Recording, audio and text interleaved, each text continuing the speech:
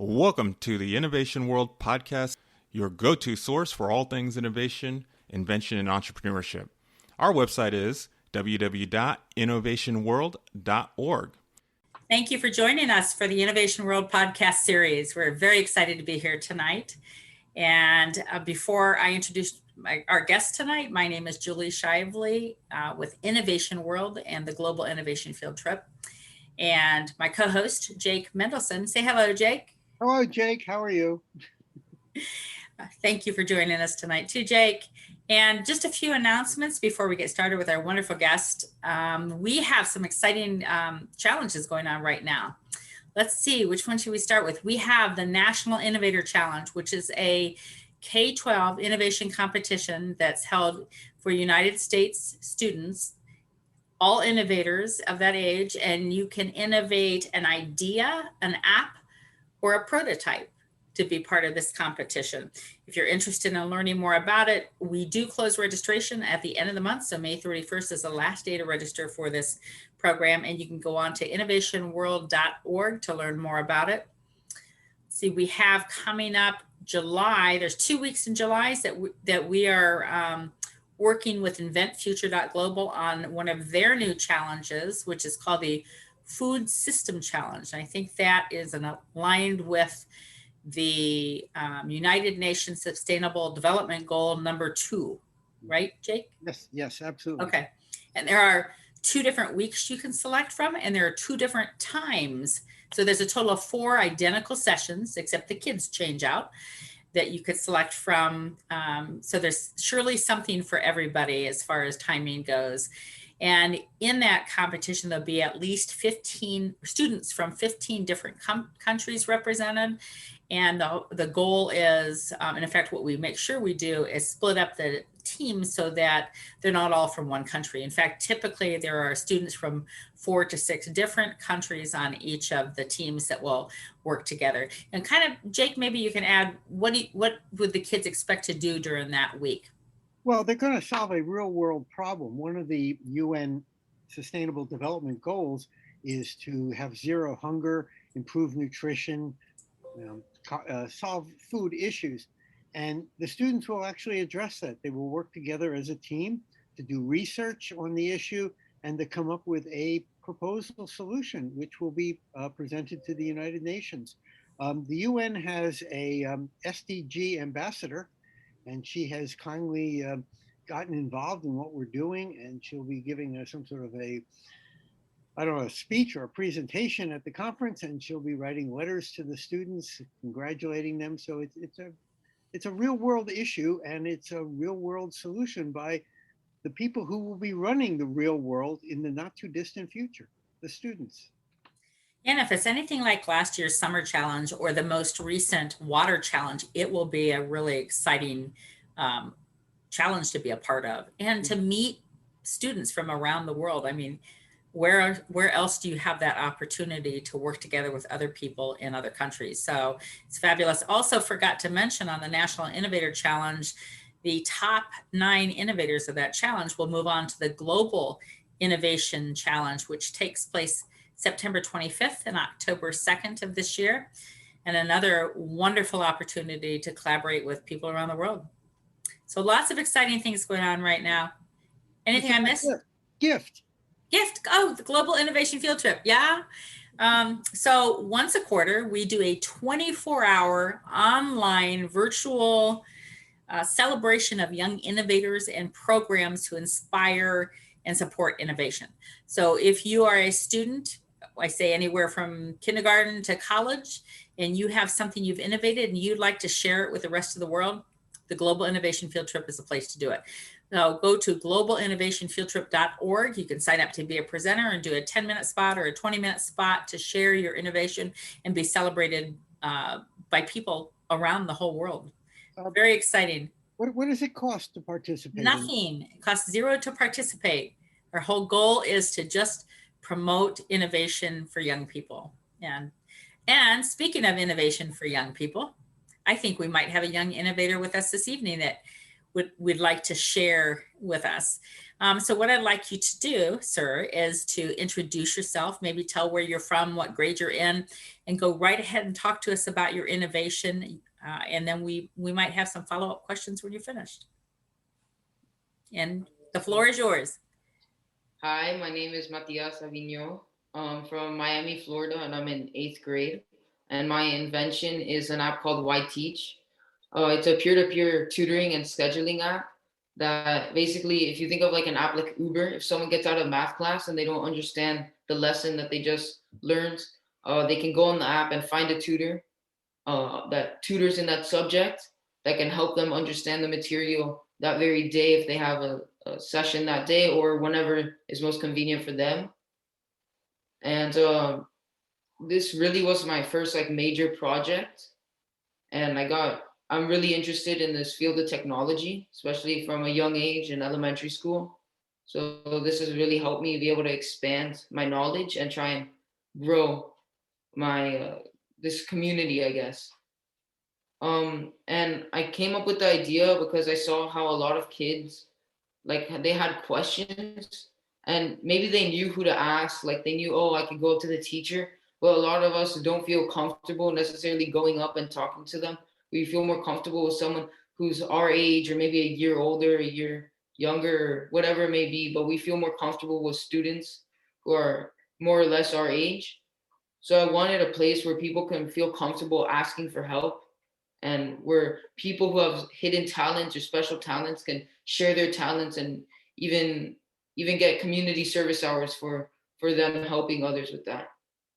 And we've been able to grow this network up to about 32 schools right now. We have this program in, and a major component is that students don't pay anything. It's almost like a subscription based service. So kind of like if you think of Netflix, that you subscribe to the service, but instead it's with schools subscribing for their students. So that basically no matter if your parents can pay for you having these tutoring lessons or not, every student's able to receive the tutoring that they need. So that was something very important for us. And then the last year, academic school year alone, we were able to grow the platform in my school up to more than 415%.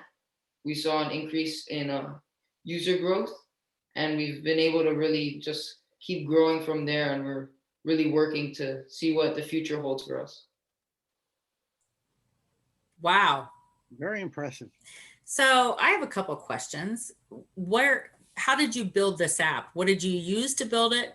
And how did you learn how to use that software or whatever you use to build it? So I didn't develop the app. My close friend, his dad has a development firm in Miami, and he helped code the app. But what I did was I made the business plan, I made the wireframes.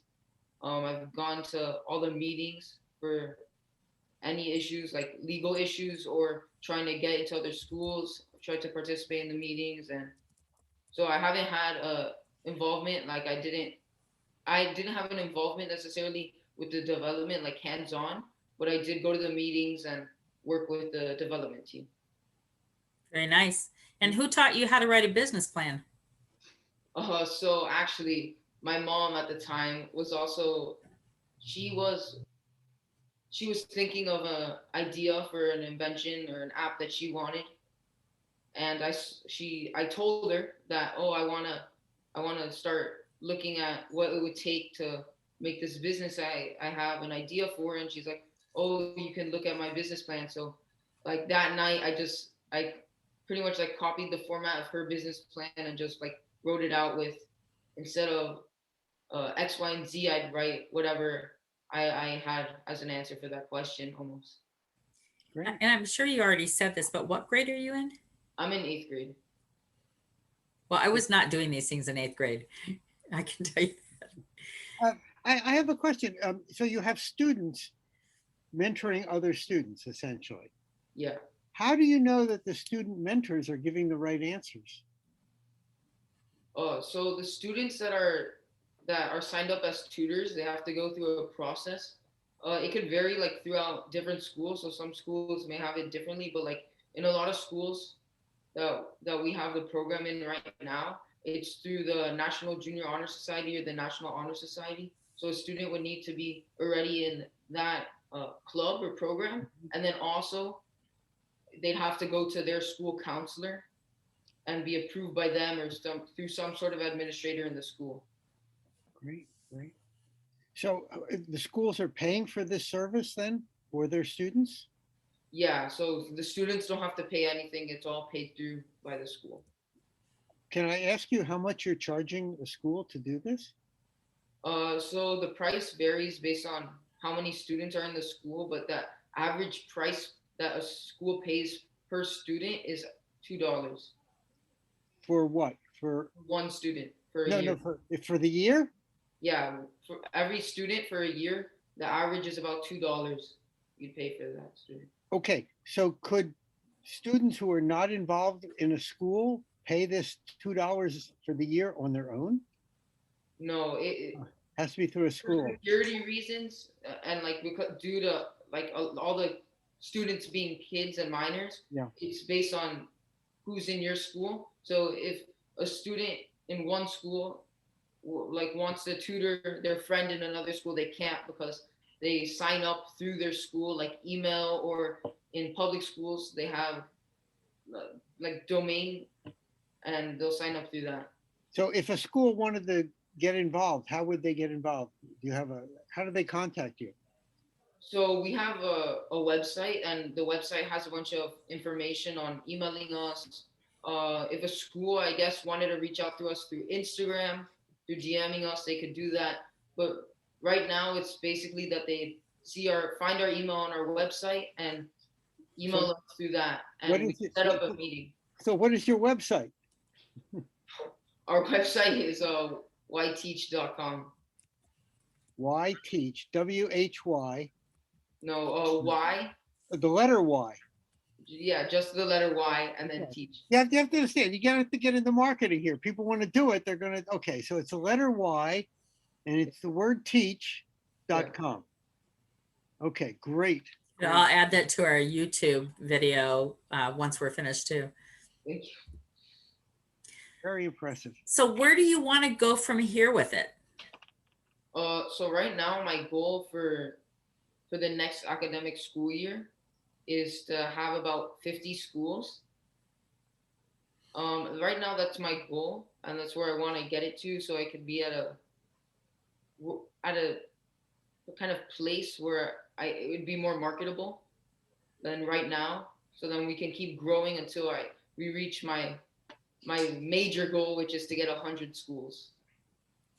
So are all the schools that you have now in Miami, or are they all No, over? we have a school in California. We have one in Kentucky. We have multiple schools in Kentucky, so it's everywhere. Wow, very impressive. Very impressive. Is there anything you can do to protect this idea? I mean, I can't. Is it Yeah, we have trademarks and copyright for the logo, name and stuff like that? So I guess in the apps and Unknown caller. this is a really cool idea. I have some thoughts about, if you haven't looked at the Innovation World website yet, if you haven't gone out to the resources page, you should do that and look and see where you might want Why Teach to show up. I'm thinking under STEAM programs or STEAM curriculum, it might be a good place to put your logo and a link off to your site. That's not a service we charge for. Again, we're just promoting innovation, especially youth innovation. I mean, that's our whole ballgame. That's what we want to do. So if you take a look at that at some point and you want to be on there, you just reach out to me again and we'll put you on there so that you get a little bit more exposure. yeah. How do you scale this? How to scale? Right now, due to COVID and everything, how we scale it is really reaching out to schools. So like looking at certain areas that maybe we want to reach out to schools in that area, or we can just be sending out emails. But right now we've been emailing schools and setting up meetings through that. Very good. You heard us talk about the Global Innovation Field Trip, right? In the beginning, Yeah. you should sign up and give a presentation. I'm totally saying it costs nothing, and it's once again it's a great way of promoting your program. I think it's excellent.